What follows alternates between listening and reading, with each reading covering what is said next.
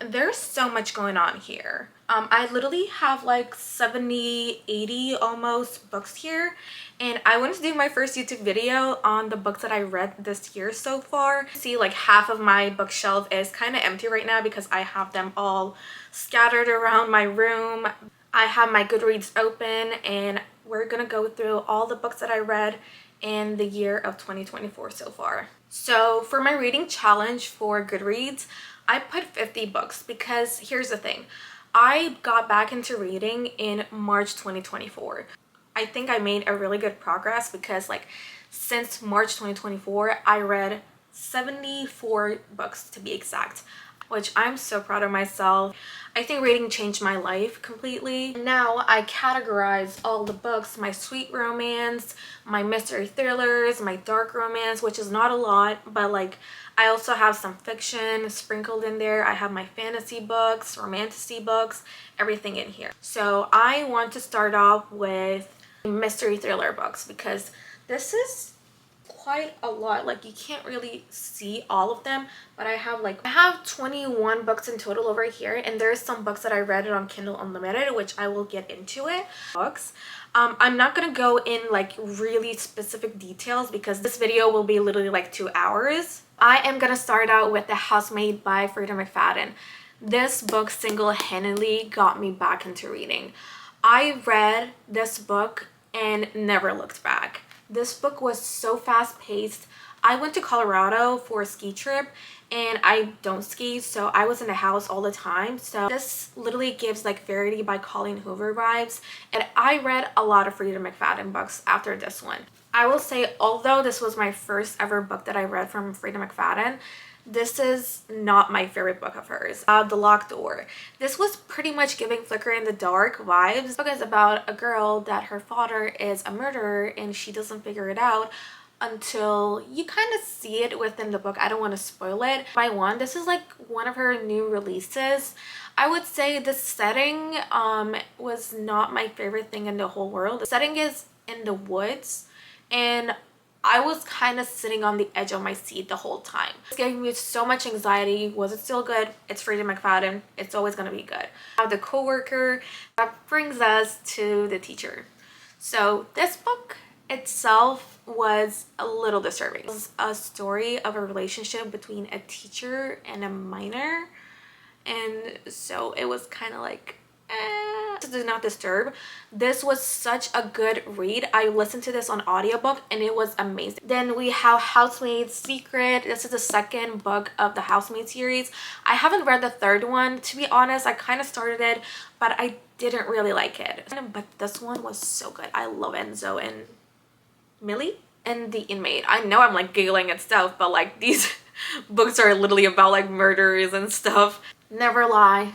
I literally read this book in one sitting and I was like, my jaw was dropped. I kind of saw the ending coming, like my jaw was still on the floor. So. Perfect Son. This is my second favorite book of hers. If you were to ask me what Freida McFadden books that I would recommend, I would say either Never Lie or The Perfect Son or The Housemaid. So that was all the Freida McFadden books that I read. So let's get into a little bit like the other stuff that I read. I read The Wife Upstairs by Rachel Hawkins. This was giving like Verity and Housemaid vibes. That's why I read it. This damn book made me cry so hard. It was kind of giving Lovely Bones. I still think about that book. Then this is a really popular mystery thriller, but I literally saw the ending coming. Then my favorite girl boss mystery thriller, The Last Mrs. Parrish and Next Mrs. Parrish. Looking for a girl boss, like just scheming and mystery and thriller, like something like that. The Only One Left by Riley Sager. Riley Sager cannot do wrong. His writing is so good. I'm about to read The Middle of the Night. I heard really good things about it and I'm so excited to read it. Then I read She's Not Sorry by Mary Kubica and I saw the ending coming. The Midnight Feast by Lucy Foyer. So I listened to this on audiobook and it literally went in on one ear and came out on the other. The storyline is interesting, but I like comparing to other Lucy Foyer books, like this was not it. None of This Is True by Lisa Jewell on audiobook. This is also another really popular book.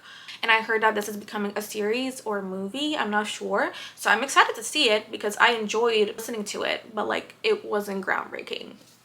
Then this book, girl, I'm gonna be honest with you, this book I had to force myself to read this. Then lastly, on our mystery thriller section, we have One of Us Dead by Jennifer Rose. If you like Desperate Housewives, you would love this book. This gave me scheming. It was just so freaking good. On to a little bit more fun, cute, giggly stuff. I am gonna start off so strong with Abby Jimenez, A Part of Your World series, because this is the best book series I've ever read. I don't want to read the rest of her books because I want to cherish them, and I know she's coming out with more books. And I will tell you this, A Part of Your World, I would put this in the second place because I love the setting. Like, I love that it was like a farmer and the city girl. It was just like so sweet. But yours truly, this book, there was so much miscommunication in this book that drove me insane. Like, if they were to just like talk to each other, everything would have been solved. And in the end, I was just like literally ripping my hair out. I'm like, just please talk to each other. This is gonna be a little controversial. I started reading Flawless, The Chestnut Springs by Elsie Silver, and I did not like it. And I heard that this is not everyone's favorite and I should keep reading it, but I was just not, like, it was just not happening. Speaking of Elsie Silver, I read the Gold Rush French series. I read the Off to the Races and A Photo Finish. I love Off to the Races. This book got me into like cowboy romance. The second book, the story was a little have Twisted Love. I love Anna Wing. I read the King of Sin series and I loved every second of it, but Twisted Love was just not it. I'm not even gonna talk about this one. The cheating trope, they're both toxic as hell. It was like I read 50 pages, then I was like, this is not happening. This was DNF. Speaking of cheating trope, this book pissed me off so much. First of all, they're both toxic. It's giving Magnolia Parks, but this was better. I actually enjoyed reading this. So you're gonna call me hypocrite because I literally DNF Magnolia Parks and this was a 5-star. It was just written so good. Like, I love the author's writing. Then we have the King of Sin series, but I can't find the rest of my books. I don't know where they are. I loved King of Wrath. That's my favorite Anna Wong book, and I know she's coming out with a new book, The Striker, in October, I believe. Dante Russo is one of my best book boyfriends. I love them so much. And we have the Knock 'Em Out series by Lucy Score. If you haven't, read Lucy Score on audiobook. It was such a fun ride. I giggled, I cried, I laughed. This was an amazing comfort series of mine. First book was so good. I loved it. I finished it in one day. I read this one and I listened to these two on audiobook. And I'm not gonna lie, the second book was not my favorite. My favorite book of all of them is the third book, Sloane and Lucian's Story. Oh my god, this book made me cry, made me giggle, made me kicking my feet. I read The Paradise Problem by Christina Lauren. First of all, can we talk about this cover? Like, how beautiful this cover is. I read this in Miami. I live in Florida, so it doesn't really matter, but like, I read this on the beach. It was such a good read. Talking about Christina Lauren, I read Tangled Up in You. This is also a new release this year. Don't worry, there's no smut in this book, so it's not gonna ruin your childhood. This was so sweet. The main characters, I loved both of them, and the banter was, oh my god, it was insane. Speaking of like a little paradise, like a little bit of a beach setting books, I read The Bridesmaids for Hire. I'm gonna be honest, this book, Megan Quinn, love her to death, but this book didn't have to be 400 pages. The main character gave me the ick several times, so it was kind of hard to get through, but like, the girl was such a girl boss that I have to read all of them. I read my first Sarah Adams book, The Cheat Sheet. Spoiler alert, if you don't want to hear this, skip this part. But in the end, like, they got married in like one day. This is such a controversial opinion. I know people did not like this book, I love me some time travel, like Disney setting vibe books. This Ashley Poston books, I love it so much. Then I love The Love of My Afterlife. It was giving like Good Place, but better. Emily Henry's books. First, I love book lovers, and I love Emily Henry. Anything she writes, I will read it. Another controversial opinion, funny story. This was in my top reads. I am not gonna lie. Miles, maybe he's a bare minimum, but he set the standard. A book that crushed my soul, hit a little too close to home, Binding 13. Shannon and Johnny, I love them. I wanted to keep reading the second book, but it was just like, I need like a minute. I need to be mentally prepared to read the rest of these series. Did not finish this book. It's better than movies. If you're a high schooler, oh my god, this book is just for you. But if you're older than 18 years old or 19 years old, do not read this. And the chapters are so long. My favorite book of 2024, Kristen Hanna's Nightingale. I don't even know where to begin describing this book. And I cried so much about two sisters that it's in a setting of World War II, and it tells two different point of views on how they perceive World War II. And I do understand that her writing is a little bit complex than the other authors that I read.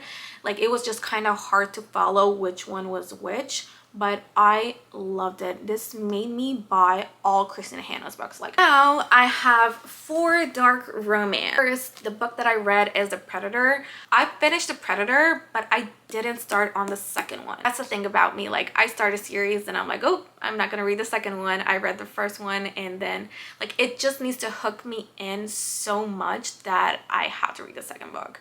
It's so bad. I know that's a really bad habit of mine. I shouldn't do this, and I keep buying the whole series like I'm gonna read it.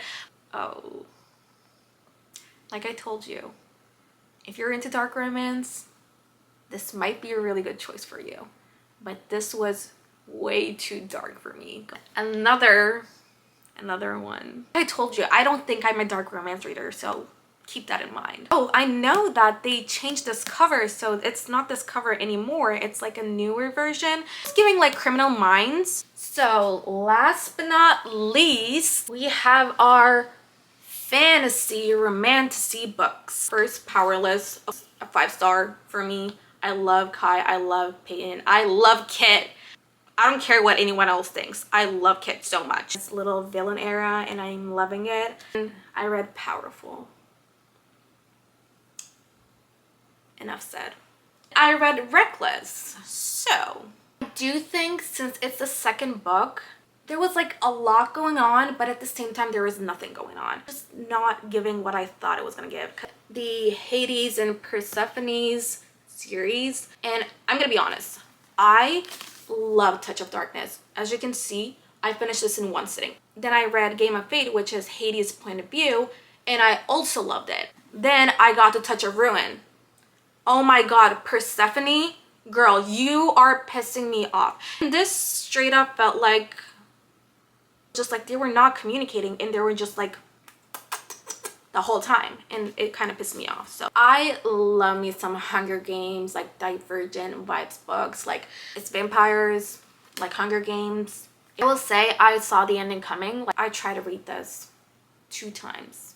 Promise you, I gave this one a second chance, but it was just not doing it. This got me into a reading slump. I know everybody says that Nightbane is so much better than Lightlark, but I can't read it.